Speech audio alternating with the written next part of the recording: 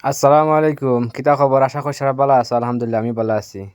তো ফাইনালি আমরা অতদিন অপেক্ষার পরে আজকে আমরা রহমতনগর ওয়াজ হয়ে গেছে। চলো ওয়াজও কিছু দৃশ্য দেখাই।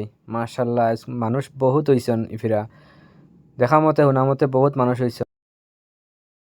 দিন আমরা আরো ভালো হইতো। তো চলো এখন আমরা মাদ্রাসার ভিতরে যাই। মাদ্রাসার ভিতরে প্যান্ডেল সারা দেখছো, মাশাআল্লাহ বহুত সুন্দর প্যান্ডেল বানাইছেন। তো মাশাআল্লাহ নামাজও পড়া হয়ে যায় আর বহুত সুন্দর, মানে বহুত মানুষ হয়েছে মাদ্রাসার ভিতরে, মফিলের ভিতরে আর কি, মানে যে মানুষ বহুত হইছেন। চলো এখন আমরা কিছু বারোর কিছু দৃশ্য দেখাই মুয়াজর।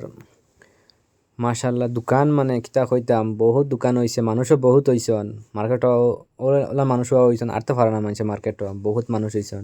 যারা মার্কেট ওলার মাদ্রাসাত আমরা মাশাআল্লাহ রহমতনগর ওয়াজ মানে আমরা বহুত বড় একটা ওয়াজ। এই ওয়াজ শুনলে মানে বহুত দূর দূর থেকে মানুষ আইন, বহুত দূর দূর জায়গাতে মানুষ আইয়া মানে ওয়াজও মানে জয়েন্ট হইন।